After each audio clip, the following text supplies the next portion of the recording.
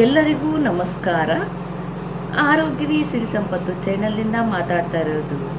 ಇವತ್ತಿನ ವಿಷಯ ಏನಪ್ಪ ಅಂತಂದರೆ ವೆರಿಕೋಸ್ ವೇನ್ಸ್, ಉಬ್ಬಿದ ರಕ್ತನಾಳಗಳು, ಅದರ ಬಗ್ಗೆ ಹೇಳ್ತಾ ಹೋಗ್ತೇನೆ. ಅವು ಯಾಕೆ ಆಗ್ತಾವು, ಅದಕ್ಕೆ ಕಾರಣ ಏನು, ಅದಕ್ಕೆ ಮನೆಮದ್ದುಗಳು, ಅದಕ್ಕೆ ಏನೆಲ್ಲ ನಾವು ತರಕಾರಿಗಳನ್ನು ಹೆಚ್ಚಾಗಿ ಸೇವಿಸಬೇಕು ಎಂಬುದಾಗಿ ಹೇಳ್ತಾ ಹೋಗ್ತೀನಿ. ಮೊದಲನೇದಾಗಿ ನಮ್ಮ ಜೀವನ ಶೈಲಿ ರೀ. ನಮ್ಮ ಜೀವನ ಶೈಲಿಯನ್ನು ನಾವು ಬದಲಾವಣೆ ಮಾಡ್ಕೋಬೇಕು. ಯಾವಾಗ ಹೇಳ್ತೀವಿ, ಯಾವಾಗ ತಿಂತೀವಿ, ಯಾವಾಗೋ ನಾವು ಮಲ್ಕೋತೀವಿ, ಅದನ್ನು ಟೈಮ್ ಸರಿಯಾಗಿ ನಾವು ಊಟ ಮಾಡೋದನ್ನು ಕಲ್ತ್ಕೋಬೇಕು. ಆಮೇಲೆ ಹೆಚ್ಚಾನೆಚ್ಚು ಏನು ಮಾಡ್ತಾರೆ ಜನ ಅಂತಂದರೆ, ಯಾವಾಗೋ ಹೇಳ್ತಾರೆ ವಾಕಿಂಗ್ ಮಾಡಲ್ಲ, ನಾವು ವ್ಯಾಯಾಮ ಭರಿತ ಜೀವನ ಶೈಲಿ ಇರಬೇಕು, ಟೈಮ್ ಸರಿಯಾಗಿ ಊಟ ಮಾಡಬೇಕು.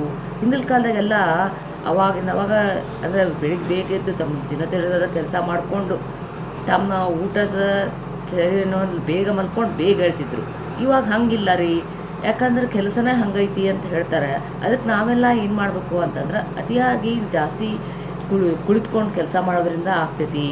ಆಮೇಲೆ ಮತ್ತು ಅತಿಯಾಗಿ ನಾವು ನಿಂತ್ಕೊಂಡು ಕೆಲಸ ಮಾಡ್ತೀವಿ, ನಿಂತ್ಕೊಂಡು ಕೆಲಸ ಮಾಡೋದ್ರಿಂದ ಆಗ್ತೈತಿ. ಮತ್ತು ತೂಕ ಜಾಸ್ತಿ ಇರೋದ್ರಿಂದನೂ ಇದು ಜಾಸ್ತಿ ಅಂಥವ್ರಿಗೂ ಬರ್ತೈತಿ. ಆಮೇಲೆ ಪ್ರೆಗ್ನೆಂಟ್ ವುಮೆನ್ಸ್ಗೂ ಬರ್ತೈತಿ, ಆಮೇಲೆ ಹೋಗ್ತೈತಿ. ಯಾಕಂದ್ರೆ ಹಾರ್ಮೋನ್ಸ್ ಇಂಬ್ಯಾಲೆನ್ಸ್ ಆಗ್ತಾ ಇರ್ತೈತಿ. ಆ ಟೈಮ್ನಾಗ ಒಬ್ಬರಿಗೆ ಬರುತ್ತೆ, ಒಬ್ಬರಿಗೆ ಹೋಗ್ಬಿಡ್ತೈತಿ. ಅದಕ್ಕೂ ಔಷಧಿಗಳು ಇದಾವು. ಆಮೇಲೆ ಮತ್ತು ಏನಾಗ್ತೈತಿ ಅಂತಂದ್ರೆ, ಮಾಂಸಾಹಾರ ಹೆಚ್ಚಾಗಿ ಉಪಯೋಗಿಸ್ತಾರೆ. ಆಮೇಲೆ ಮದ್ಯ ಸೇವನೆ ಮಾಡೋದು, ಹಿಂಗೆ ವಂಶ ಪರಂಪರವಾಗಿ ಇದ್ರೂ ಸಹಿತ ಬರ್ತೈತಿ ಇದು. ಇದನ್ನು ಆದಷ್ಟು ಕಡಿಮೆ ಮಾಡ್ಬೇಕ್ರಿ ನಾವೆಲ್ಲ. ವ್ಯಾಯಾಮ ಜಾಸ್ತಿ ಮಾಡಬೇಕು, ಅಂದರೆ ವಾಕಿಂಗ್ ಮಾಡಬೇಕು. ಹೆಚ್ಚಾಗಿ ನಿಂತ್ಕೊಂಡು ಕೆಲಸ ಮಾಡೋರಿಗೆ ಮುಂದಿನ ಇದರಲ್ಲಿ ಹೇಳ್ತಾ ಹೋಗ್ತೀನಿ. ಅವಾಗ ಏನು ಮಾಡಬೇಕು ಅಂತ ಹೇಳ್ತೀನಿ.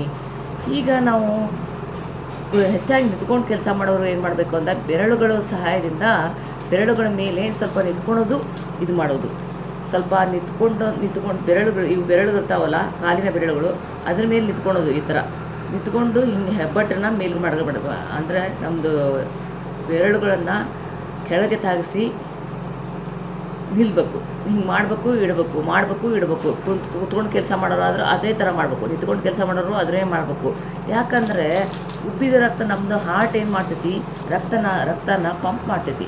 ಪಂಪ್ ಮಾಡಿ ದೇಹದ ಎಲ್ಲ ಕಡೆನೂ ಆರ್ಟ್ರಿ ಮೂಲಕ, ವೇನ್ಸ್ ಮೂಲಕ ಎಲ್ಲ ಕಡೆನೂ ನಮ್ಗೆ ಪಂಪ್ ಮಾಡಿ ಎಲ್ಲ ಮೂಲಕ ಹರಿದು ಮತ್ತು ಪುನಃ ಅದರ ಕೆಲಸ ಏನಂತಂದರೆ, ಅದು ರಕ್ತನ ಬಿಡುಗಡೆ ಮಾಡೋದು, ತೆಗೆದುಕೊಳ್ಳೋದು, ಬಿಡುಗಡೆ ಮಾಡೋದು, ತೆಗೆದುಕೊಳ್ಳೋದು, ಈ ಥರ ಇರ್ತೈತಿ. ಯಾವಾಗ ನಾವು ಭಾರವಾದ ತೂಕನ ಜಾಸ್ತಿ ಮಾಡ್ಕೊಂಡಿರ್ತೀವಿ, ಆಮೇಲೆ ನಿಂತ್ಕೊಂಡು ಕೆಲಸ ಮಾಡ್ತಿರ್ತೀವಿ, ಅದೇನಾಗ್ಬಿಡ್ತೈತಿ, ಹರಿಯೋದು ರಕ್ತನ ಅಲ್ಲಿನೇ ಕಾಲಿನಲ್ಲೇ ಇಟ್ಕೊಂಡು ಕುಂದಿರ್ತೈತಿ. ಆವಾಗ ಏನಾಗ್ತೈತಿ ಅಂದ್ರೆ ಅದಕ್ಕೆ ಕಾರಣಗಳು ಏನೇನು ಎಲ್ಲ ಆಗ್ತಾವ ಅಂತಂದ್ರೆ, ಅದಕ್ಕೆ ಮೊದಲನೇದಾಗಿ ಕಾಲು ಸೆಳೆತ ಬರ್ತೈತಿ ಜಾಸ್ತಿ. ಕಾಲನ್ನು ಒಂಥರ ಹಿಂಗೆ ಸೆಳೆತ ಬಂದಂಗೆ ಆಗ್ತೈತಿ. ಆಮೇಲೆ ಅದು ಮೀನಖಂಡದಲ್ಲಿ ನೋವು ಉಂಟಾಗ್ತೈತಿ. ಆಮೇಲೆ ಕಿರಿಕಿರಿ ಉಂಟಾಗ್ತೈತಿ, ಅಂದರೆ ಭಾವ ಬರ್ತೈತಿ. ಆಮೇಲೆ ಇಲ್ಲಿ ಕಣಗಳು, ಅಂದರೆ ವೇನ್ಸ್ಗಳು ದಪ್ಪ ಆಗಿ ಕಾಣಿಸೋಕೆ ಸ್ಟಾರ್ಟ್ ಆಗ್ತಾವೆ. ಉಬ್ಬಿದ ರಕ್ತನಾಳಗಳು ಅತಿಯಾದ ನಾವು ಇದರಿಂದ ಏನೇನೆಲ್ಲ ಆಗ್ತೈತಿ ಅಂತ ಊತ ಬರ್ತೈತಿ. ಸಿಕ್ಕಾಪಟ್ಟಿಗೆ ಉರಿ ಊತ ಬರ್ತೈತಿ. ರಕ್ತ ಹೆಪ್ಪುಕಟ್ತೈತಿ ಜಾಸ್ತಿ ಇದು ಮಾಡೋದ್ರಿಂದ. ಇದಕ್ಕೆ ಏನು ಮಾಡಬೇಕು ಅಂತಂದ್ರೆ, ನಮ್ಮ ಜೀವನ ಶೈಲಿನ ನಾವು ಬದಲಾವಣೆ ಮಾಡಬೇಕು. ಪ್ರಾಣಾಯಾಮ ಮಾಡಬೇಕು, ಸ್ವಲ್ಪ ಯೋಗಾಸನ ಮಾಡಬೇಕು.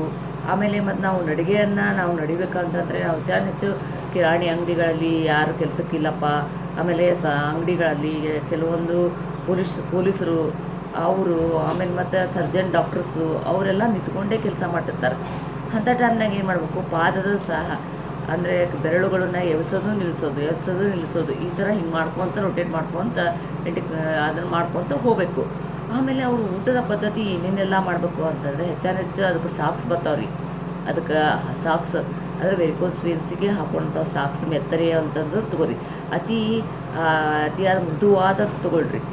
ಅತಿ ಗಟ್ಟಿನೂ ಇರಬಾರ್ದು, ಅತಿ ಅಂದರೆ ನಮಗೆ ಬಿಗಿಯಾಗಿ ಇರಬಾರ್ದು, ಅತಿ ಸಡಿಲವಾಗಿಯೂ ಇರಬಾರ್ದು.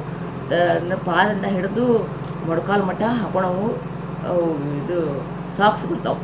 ಆ ಸಾಕ್ಸ್ ತೊಗೊಂಡು ಬೆಳಗ್ಗೆಯಿಂದ ರಾತ್ರಿವರೆಗೂ ಹಾಕ್ಕೊಂಡು ರಾತ್ರಿ ಮತ್ತೆ ಬಿಚ್ಚಿ ಮಲ್ಕೋಬೇಕು. ಇಲ್ಲಾಂದರೆ ಬಿಚ್ಚಿ ಮಲ್ಕೋಲಿಲ್ಲ ಅಂದ್ರೆ ಮತ್ತೆ ಇನ್ನೊಂದು ಕಾಯಿಲೆಗಳು ಉತ್ಪತ್ತಿ ಆಗ್ಕೊತ ಹೋಗ್ತಾವೆ. ನೀವು ಈ ಥರ ಮಾಡೋದ್ರಿಂದ ಡೈಲಿ ಈ ಥರ ಮಾಡ್ಕೊತ ಹೋಗಬೇಕು. ಅದ್ರ ಜೊತೆಗೆ ಏನು ಮಾಡಬೇಕು ಅಪ್ಪ ಅಂತಂದ್ರೆ, ಮೇಲೆ ಸ್ವಲ್ಪ ಪ್ರಾಣಾಯಾಮ ಅಂದರೆ ನೀವು ರಾತ್ರಿ ಮಲಗುವಾಗ ಏನು ಮಾಡಬೇಕು ಅಂದ್ರೆ ತಲೆನ ಇಟ್ಕೊಂಡು ತಲೆಗೆ ತಲೆದುಂಬನ ಇಟ್ಕೊಲಾರ್ದ ನೀವು ಏನು ಮಾಡಬೇಕು ಅಂತಂದ್ರೆ, ಪಾದದ ಕೆಳಗೆ ತಲೆದುಂಬನ ಜಾಸ್ತಿ 1-2-3 ಜಾಸ್ತಿ ಎತ್ತರದ ಮಟ್ಟಿಗೆ ಜಾಸ್ತಿ ಇಟ್ಕೊಂಡು ಕುಂದಿರ್ಬೇಕು. ಆವಾಗ ನಿಮ್ಮ ಕೆಲಸದಾಗ ಟೈಮ್ ಸಿಕ್ಕಾಗ ಕಾಲನ್ನು ಸ್ವಲ್ಪ ಮ್ಯಾಲೆ ಎತ್ಕೊಂಡು ಕುಂದಿರ್ಬೇಕು. ಏನಾದ್ರು ಸ್ಟೂಲ್ ಸಿಕ್ತಂದ್ರೆ ಸ್ವಲ್ಪ ಆ ಕಡೆ ಈ ಕಡೆ ವಾಕ್ ಮಾಡಬೇಕು ಟೈಮ್ ಸಿಕ್ಕಾಗ. ಮತ್ತು ಏನು ಮಾಡಬೇಕು ಅಂತಂದ್ರೆ, ಅದು ಆಗಲಿಲ್ಲ ನಿಮ್ಗೆ ತೆಲುಗು ಇಟ್ಕೊಂಡು ಆಗಲಿಲ್ಲ ಅಂದರೆ ಏನು ಮಾಡಬೇಕು ಅಂದ್ರೆ, ಕಾಲಿನ ಕಡೆ 1-2 ಕಟ್ಟಿಗೆ ತುಂಡುಗಳನ್ನು ಕಟ್ ಮಾಡಿದಿರ್ತಾವೆ, ಇಲ್ಲ ಕಲ್ಲು ಇರ್ತಾವಲ್ಲ, ಅದು ಸರಿ ಸಮಾನವಾಗಿ 2 ಕಲ್ಲನ್ನು ಕಾಲಿನ ಕಡೆ ಎತ್ತರ ಮಾಡಿ ಇಟ್ಕೋಬೇಕು. ಇಟ್ಕೊಳೋದ್ರಿಂದ ಏನಾಗ್ತೈತಿ ಅಂದ್ರೆ, ರಕ್ತ ಸರಾಗವಾಗಿ ಹೋಗೋಕೆ ಅನುಕೂಲ ಆಗ್ತೈತಿ. ಹಾರ್ಟಿಂದ ಕಾಲವರೆಗೆ ಅಂದರೆ ಪ್ರತಿಯೊಂದು ಕಡೆ ನಮ್ಮ ಕಡೆ ಪಂಪ್ ಮಾಡೋದು, ರಕ್ತವನ್ನು ಪಂಪ್ ಮಾಡೋದು ಎಲ್ಲ ಕಡೆಯೂ ಸರಾಗವಾಗಿ ಹೋಗಿ ಮತ್ತೆ ವಾಪಸ್ ಬರೋಕ್ಕೆ ನಮಗೆ ಅನುಕೂಲ ಆಗ್ತೈತಿ. ಆದ್ದರಿಂದ ನೀವು ಇದನ್ನು ಬಿಡದೆ ನೀವು ಏನು ಮಾಡಬೇಕು ಅಂತಂದ್ರೆ, ಇದನ್ನು ಅನುಸರಿಸುತ್ತಾ ಹೋಗಬೇಕು. ಇದನ್ನು ಮಾಡ್ಕೊತ ಹಂಗೆ ಹೋಗ್ಬೇಕು. ಆಮೇಲೆ ಮತ್ತೇನು ಮಾಡಬೇಕು ಅಂತಂದ್ರೆ, ಇದು ಕೊಬ್ಬರಿ ಎಣ್ಣೆ ಇರ್ತೈತಲ್ಲ, ಅದನ್ನು ಕೊಬ್ಬರಿ ಎಣ್ಣೆಯಿಂದ ಸ್ವಲ್ಪ ಹಗುರವಾಗಿ ಮಸಾಜ್ ಮಾಡಬೇಕು. ಜೋರೆ ಒತ್ತಿ ಮಸಾಜ್ ಮಾಡೋದಲ್ಲ, ಕೆಳಗಿಂದ ಮೇಲ್ಗಡೆಯಿಂದ ಸ್ವಲ್ಪ ಹಗುರವಾಗಿ ಮಸಾಜ್ ಮಾಡಬೇಕು. ಒತ್ತಿ ಮಾಡೋದ್ರಿಂದ ಅಲ್ಲ, 2-3 ನಿಮಿಷ ಮಾಡಿ ಮತ್ತೆ ಬಿಡಬೇಕು. ಆ ಥರ ಮಾಡಬೇಕು.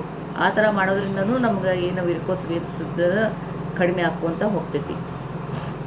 ಅಷ್ಟೇ ಅಲ್ಲ, ಇದಕ್ಕೆ ಏನು ಮಾಡಬೇಕು ಅಂತಂದ್ರೆ, ಮತ್ತು ಇದನ್ನು ಕಾಲಲ್ಲಿ ವೆರಿಕೋಸ್ ವೇನ್ಸ್ ಜಾಸ್ತಿ ಆಗೋದ್ರಿಂದ ಇವು ಏನು ಮಾಡಬೇಕು ಅಂತಂದ್ರೆ, ನೀವು ರಕ್ತ ಇದು ಪಂಪ್ ಮಾಡೋದು ಕಾರ್ಯ ಮಾಡ್ತಿರ್ತೈತಿ.